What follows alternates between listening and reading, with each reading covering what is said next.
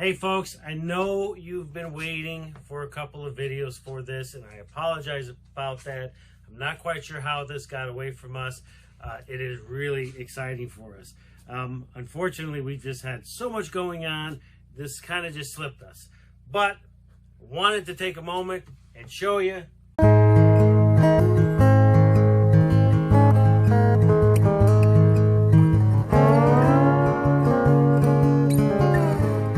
Here's the new stove. It is a Baker's Choice. We got it installed about a week or two ago, and honestly, it is the best purchase we've made thus far in 2022. We are so happy with the way this thing came out. This thing is much smaller than our old one, and it is an airtight one, which is great because it holds the fire much better than our old one. You know, the old one aesthetically was beautiful. I mean, it really was a beautiful stove. But anyway, so aesthetically it was beautiful. This thing is a little bit more modern looking. It's just that the old one was just simply too drafty for our needs, since we are actually using this not only for all of our cooking, but also all of our heating. And so, that said, getting this thing is certainly much more efficient for us and much more practical for us in this environment as well. So a few things I want to kind of walk through on this. This is a Baker's Choice, and it has a 7-inch flue or a 7-inch stovepipe. We've got a reducer since we only have a 6-inch going up through the chimney roof or through the chimney. Yeah, this thing has just been great. It's got a stainless steel top, and it's got two very large openings here that come off. Very big. Very heavy too. We weren't expecting that. Really nice hot plate.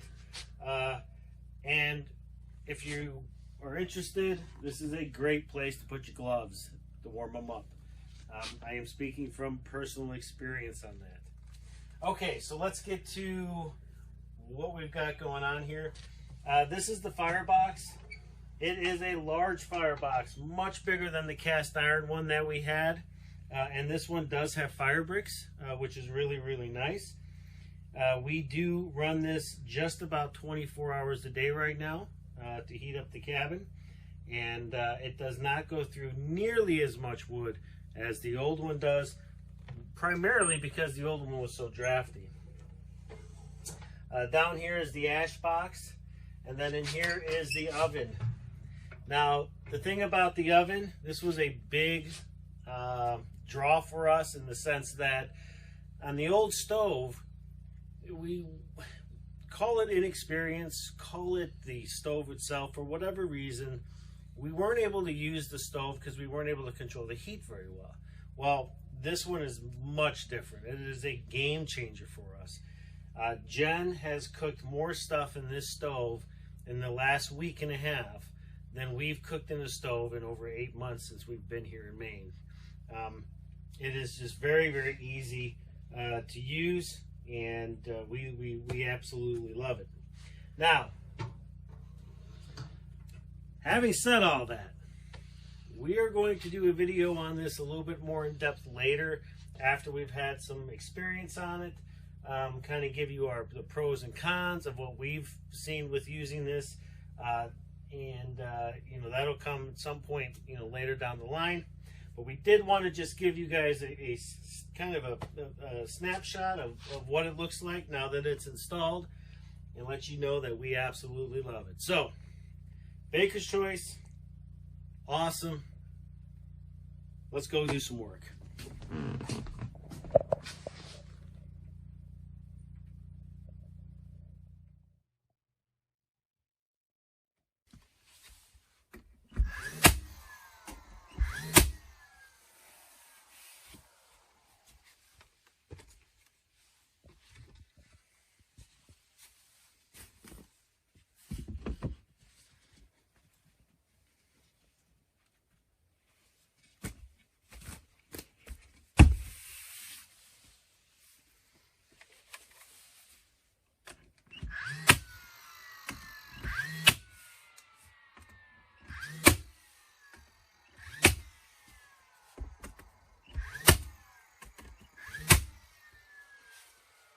surprisingly, you can't even really, I mean, you can tell, but yeah, I like it. I like it a lot. Looks good. And I think it goes with the decor. And then with the ceiling being the lighter color, I think it's going to look really good. The wall is going up really nice. It's actually going up a lot easier than I thought it would. Getting that first row started was kind of a bear. But once you get that first row, this stuff really just pops in really, really nice. Now what I wanted to show you real quick is how I'm cutting these. We've got our mark, and then we use our square to get our line. And then all I'm really using is just a skill saw to cut right along the edge. Things I want to point out when installing this is, so for instance, I'm starting from the right and making my way to the left. In the directions of flooring, you would typically start on your left and work to your right, but it's the same thing, it's just different orientation. So when I put this first piece in, it'll just kind of clip right in. For the second piece, again with this angle, you've got to set this in a little higher when you're doing the edge, because you've got to put your edge in first.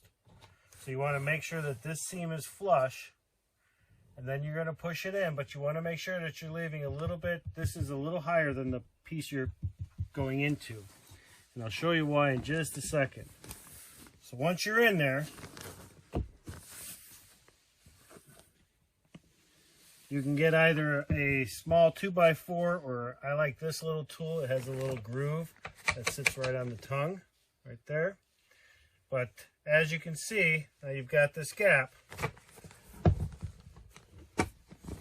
So what you want to do next is you're going to bring this whole piece out towards you. And then right here at the edge, you can go ahead and tap it in. And basically what that does is it taps this edge here into the groove, and from there you can just kind of move along your piece. Now, if this were a floor, you would have a much easier time getting this entire row into place. But because we're on a wall, we're working against gravity. So once we've got this seam in, I can tell that this board is not in all the way because it's not laying flush. And so what we're going to do is, starting on the piece, the new piece, I'm basically going to put my tool, hammer down, go across the seam, hammer down, and what I'm feeling for is for this piece to fit in and then lay flat against the wall without much pressure.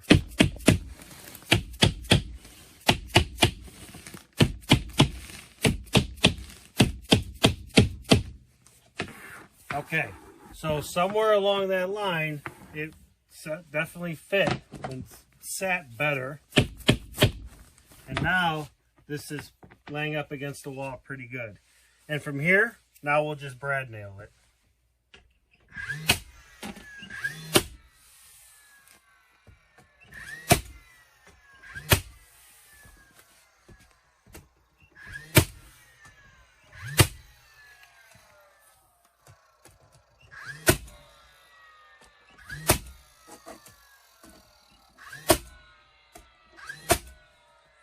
And that's it.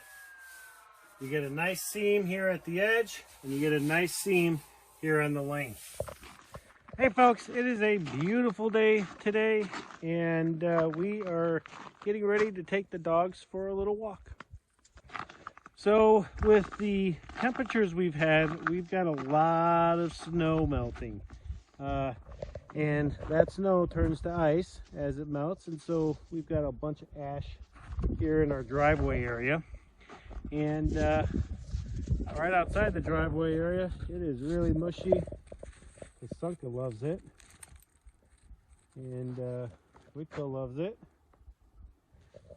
And unfortunately, there's my broken V-Plow, which we're going to actually get fixed here probably today after we get done with our walk.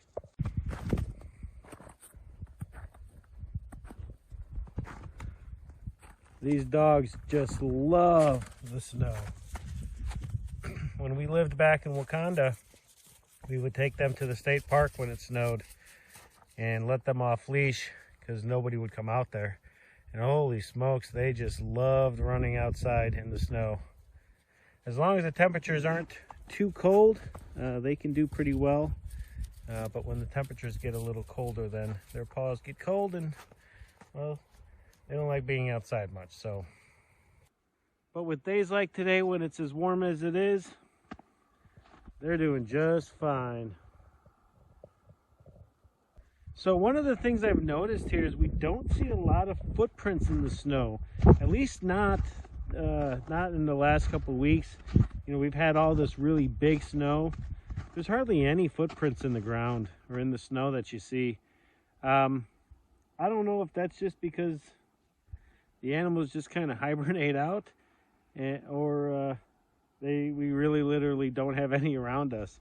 When we had just gotten a little bit of snow, we saw some fox prints, and actually we got them on our game camera down the road here. But so yeah, anyways, let's go for a walk.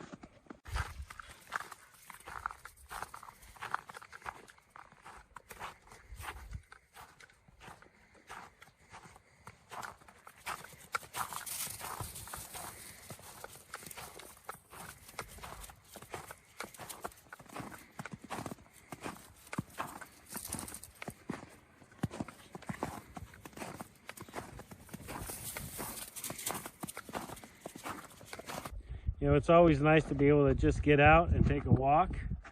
This is really the first time, maybe the second time, that Jen and I have been able to get out. So it's kind of nice. Get the dogs out, let them run around a little bit. We can enjoy some of the snow that's fallen. Right? Yep. Yeah. Before it gets cold tonight. Yeah, it's going to get really, really cold tonight. So it'll be interesting to see what happens to all this melted snow. I mean, we know it's all going to freeze, but tomorrow will be an interesting, it'll be interesting to see. So, well, we're going to keep on walking.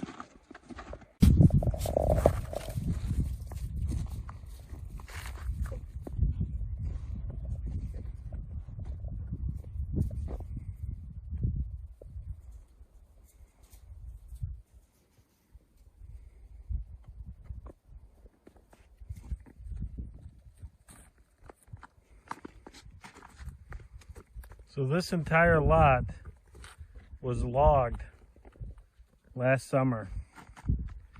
When we first came out here, this tree line you see here came all the way across here, and this was just loaded.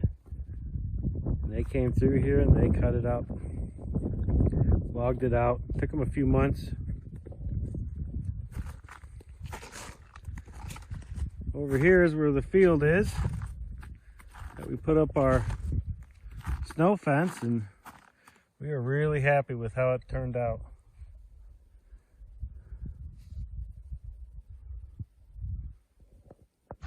Well, hey folks, so we finished up our walk. It was really, really nice, I'll tell you. It's just so nice to get out and just kind of see what's around you. But so then we decided to go out for a ride on our new snow machine. Well, it's new to us. It's a 98 Indy Touring, and we really, really like it.